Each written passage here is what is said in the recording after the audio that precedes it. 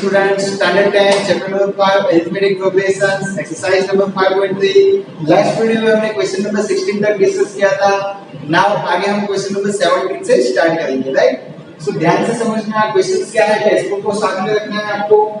In a school students thought of planting the trees and around in and around the school to reduce air pollution। Air pollution घटाने के लिए students लोग ने क्या किया, tree plantation के बारे में सोचा, right. It was decided that the number of trees that each section of each class will plant, बराबर, it means will be the same as the class in which they are studying। It means class 1 के students है वो एक plants करेंगे, बराबर, plantation एक plant का करेंगे। उसके बाद दूसरे क्लास के क्लास 2 के सो वो कितने ट्रीज प्लांट करेंगे, 2, बराबर, विल प्लांट्स 2 ट्रीज, बराबर। मतलब कि फर्स्ट क्लास वाले 1, दूसरे क्लास वाले 2, तीसरे क्लास वाले 3, ऐसे 12th क्लास के स्टूडेंट्स 12th ट्री को प्लांट्स करेंगे। सिंपल है। So there were 3 section of each class, सभी क्लास के 3 सेक्शंस हैं, बराबर। सो ध्यान से समझना चैप्टर नंबर 5 जिसमें हम एक्सरसाइज नंबर 5.3 का क्वेश्चन नंबर 17 पढ़ रहे हैं, right. Question number 17 first class वाले स्टूडेंट्स है वो कितने होंगे स्टूडेंट्स, कितने ट्री प्लांट्स करेंगे, कितने ट्री प्लांट्स करेंगे, टोटल 3 करेंगे, बराबर, टोटल 3 करेंगे। सो 1 + 1 + 1 टोटल 3। सेकंड क्लास वाले भी यहाँ पे टोटल 3 प्लांट्स आए बिकॉज फर्स्ट क्लास की टोटल 3 सेक्शन, तो एक क्लास एक ट्री को प्लांट करेगा तो 3 क्लास है तो 3 प्लांट्स हो जाएंगे। सेकंड क्लास वाले के लिए क्या होगा, 2 + 2 + 2 इट मींस 6, बराबर। मतलब एपी क्या मिलेगी हमें, अरिथमेटिक प्रोग्रेशन क्या मिलेगा, 3 6, उसके बाद 3 × 9, बराबर। लास्ट 12 क्लास तक है तो 12 × 36, बराबर। तो ये से आपको मिल गया। अभी आपको क्या फाइंड आउट करना है, how many trees will be planted by the students, total कितने ट्रीज प्लांट हुए होंगे। तो सबसे पहले ए की वैल्यू है यहाँ पे 3, कॉमन डिफरेंस है 6 - 3, इट मींस कॉमन डिफरेंस है यहाँ पे स्टूडेंट्स 3, बराबर।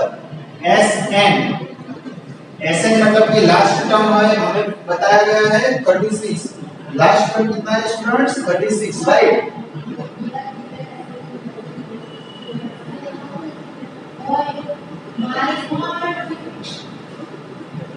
कॉमन डिफरेंस यहाँ पे बताया हुआ है हमें, और लास्ट n = कितना है, टोटल 12 है, n = 12 है, राइट। सो Sn का फॉर्मूला लगाओ, Sn = n / 2 into 2a plus n minus 1 into d, it means 12 divided by 2 into 2 into 3 plus 12 minus 1 into d, it means 6 into 12, 2 3 are 6, 11 6 are 33, बराबर। 33 plus 6 39 होगा, 39 multiplied by 6 हम करने जाएंगे, 39 multiplied by 6, बराबर। तो कितना आंसर आएगा, 18 + 5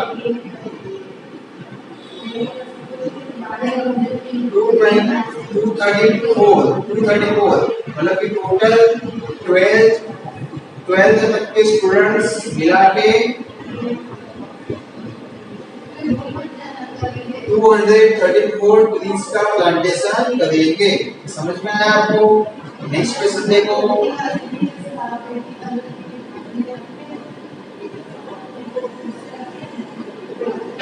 question number 18। A spiral is made up of a successive semicircles with the center alternatively at A and B, starting with the center A of radius 0.5, उसके बाद 1, उसके बाद है 1.5, 2.5, राइट। सो यहाँ पे 18 गिवन है स्टूडेंट्स, देखो 0.5, 1, इसके बाद 1.5, 2, बराबर, सेंटीमीटर में रेडियस गिवन है बराबर, और as shown in given figure what is the total length of such a spiral made up of 13 successive semicircles बराबर। तो देखो यहाँ पे A B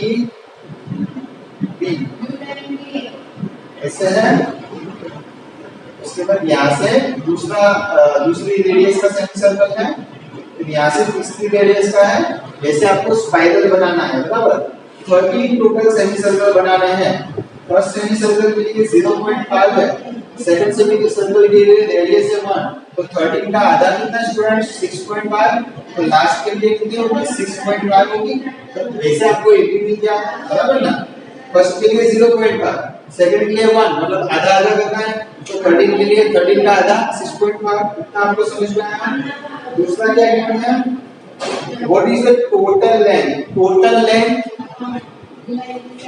of such a spiral, total length of such a spiral बराबर। So total length यहाँ पे students आपको find out करनी हो, तो टोटल लेंथ हम क्या लिखेंगे, ध्यान से समझना। Total length is equal to 0.5 into pi, देखो pi r1 plus total length ऐसे लिख सकते हैं L1 plus L2 plus L3 plus L4 up to L13 तक बराबर। L1 मतलब कि सेमी सर्कल है स्टूडेंट्स, तो इसकी लेंथ कितनी होगी, सर्कमफरेंस का आधा, सर्कमफरेंस होता है 2 पाई r, तो उसका आधा 2 पाई r का आधा कितना होगा, पाई r होगा, सिंपल है, मतलब एक की होगी पाई r1, another one is pi r2, उसके बाद पाई r3, ऐसे पाई r13 तक होगी। पाई को कॉमन ले लो, मतलब कि r1 plus r2 plus r3 कहां तक 13 तक बराबर। सो पाई r1 की वैल्यू है 0.5, उसके बाद है 1.0, उसके बाद है 1.5, आगे कहां तक है 6.5 तक है बराबर। सो टोटल ऐसा हमें समेशन करना है, तो क्या करेंगे हम,